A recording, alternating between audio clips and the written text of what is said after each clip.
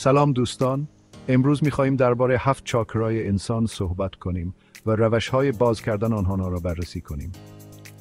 در فرهنگ‌های کهن شرقی، انسان تنها یک موجود فیزیکی دیده نمی‌شود. در این دیدگاه، ما مجموعه پیچیده از انرژی‌های ظریف هستیم که در قالب فیزیکی ما جریان دارند. این انرژی‌ها که به نام پرانا شناخته می‌شوند، در 7 مرکز انرژی اصلی به نام چاکرا متمرکز شده‌اند. هر چاکرا با جنبه‌ای از وجود ما، از غرایز ابتدایی گرفته تا بالاترین سطح آگاهی در ارتباط است. هنگامی که چاکراها متعادل و باز باشند، ما احساس سلامتی، شادی و تعادل در زندگی خود می‌کنیم.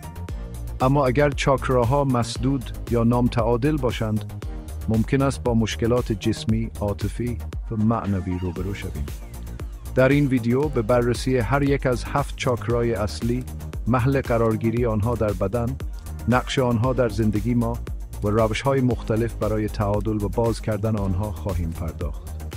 با ما همراه باشید تا با شناخت و تعادل چاکراها گامی بزرگ در مسیر خودشناسی و تعالی برداریم. چاکرای تاج، نیلوفر هزار گلبرگ، دریچه‌ای به سوی آگاهی کیهانی است.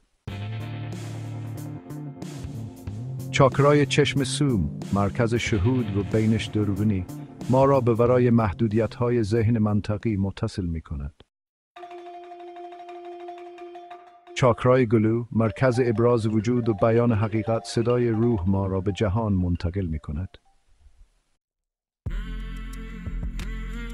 در فصل 4 ما به چاکرای قلب می‌پردازیم. چاکرای قلب، مرکز عشق، همدلی و شفقت، ما را به یکدیگر و به تمام موجودات زنده متصل می‌کند. با تمرینات تنفسی و مدیتیشن قلب می‌توانیم این ارتباط را تقویت کنیم و عشق و همدلی بیشتری در زندگی خود تجربه کنیم. Chapter 5 چاکرای شبکه خورشیدی، اراده، قدرت و اعتماد به نفس. چاکرای شبکه خورشیدی، مرکز اراده، قدرت و اعتماد به نفس، ما را در مسیر زندگی هدایت می‌کند. Chapter 6 چاکرای خاجی، خلاقیت، شور زندگی و انرژی جنسی. چاکرای خاجی، مرکز خلاقیت، شور زندگی و انرژی جنسی، ما را به جریان طبیعی هستی متصل می‌کند. Chapter 7 چاکرای ریشه، احساس امنیت، بقا و ثبات. چاکرای ریشه، مرکز احساس امنیت و بقا و ثبات، پایه و اساس تعادل درونی ماست. اوترو، امیدوارم این ویدیو برای شما مفید بوده باشد و شما را با مفهوم چاکراها و اهمیت آنها در زندگی آشنا کرده باشد. به یاد داشته باشید که تعادل و هماهنگی چاکراها یک فرایند مداوم است که نیازمند توجه، تمرین و تعهد شماست. با شناخت و تعادل چاکراها می توانید به سطوح بالاتری از آگاهی، سلامتی و شادی در زندگی خود دست یابید. اگر سوالی دارید در نظرات بپرسید و تجربیات خود را با ما به اشتراک بگذارید.